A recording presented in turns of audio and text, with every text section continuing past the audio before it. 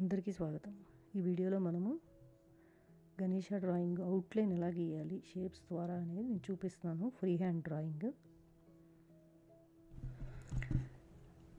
మనం రిఫరెన్స్ పిక్చర్లో ఉన్న గణేశాన్ని బట్టి మనము షేప్స్ అది డిసైడ్ చేసుకోవాలి.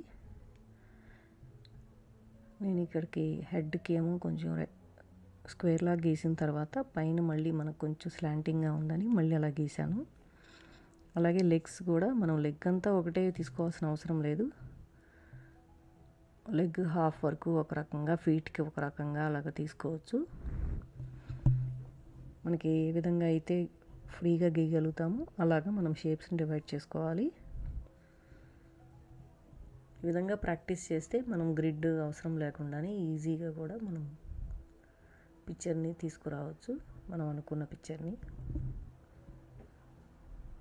వన్స్ షేప్స్ అయిపోయిన తర్వాత ఇప్పుడు ఏ విధంగా వాటిని మళ్ళీ మనము కలుపుకోవాలో ఇక్కడ చూపిస్తాను.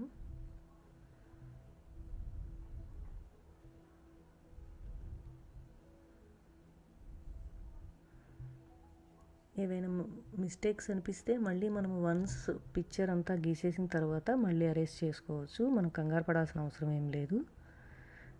ఎవరైనా నేర్చుకునే వాళ్ళు 1-2 మిస్టేక్స్ వచ్చినా ఫ్రీగానే గీసేయండి. నెక్స్ట్ మనం గీసేదాని మీద ఆ మిస్టేక్స్ని మనం కరెక్ట్ చేసుకుంటే సరిపోతుంది.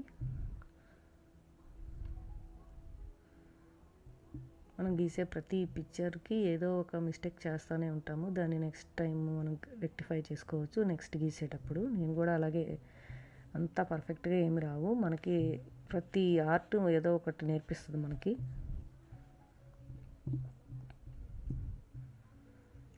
మెయిన్ మనము గీసేది ఎక్కడైతే గీస్తున్నామో దాని మీద కాన్సన్ట్రేషన్ చేయండి.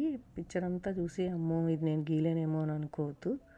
స్లోగా 1 by 1 గీసుకుంటా వెళ్తే అదే అలవాటైపోతుంది.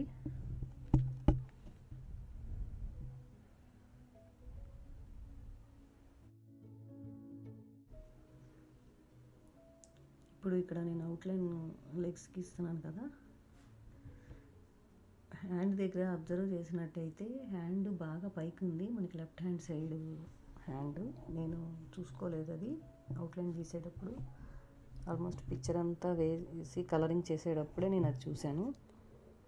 అలాంటి చిన్న చిన్న మిస్టేక్స్ జరుగుతాయి, ఏమవ్వదు. మనము ఈజీగా వేసుకుంటే వెళ్ళిపోవడమే.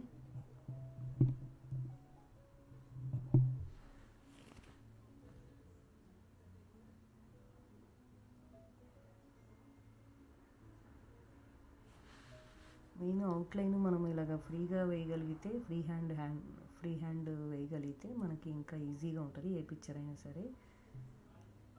పోర్ట్రేట్స్ అవి గీసేటప్పుడు మీరు గ్రిడ్ వేసుకోండి. ఇట్లాగా గీసేటప్పుడు ఫ్రీ హ్యాండ్ కూడా అలవాటు చేసుకుంటే మనకి ఏ పిక్చర్ అయినా ఐ క్యాలిక్యులేషన్స్ ద్వారా మనం వేయగలుగుతాము. చిన్న చిన్న పెన్సిల్ మెజర్ చేసుకుంటే సరిపోతుంది. ఎక్కడైనా మీకు డౌట్ వస్తే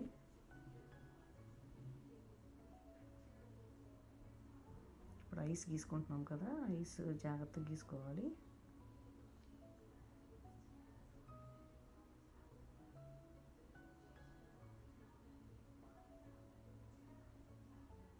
జస్ట్ ఐకి మధ్యన ఎంత గ్యాప్ ఉందో చూస్తున్నాను.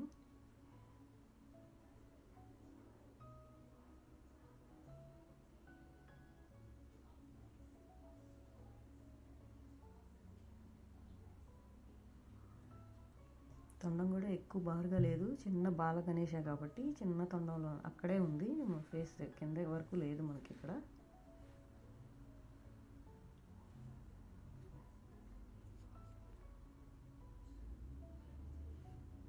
అవి చిన్నగా అనిపించినట్టు అనిపించింది నాకు, అందుకే కొంచెం అరేసేసి ఇంకొంచెం బిగ్ చేశాను.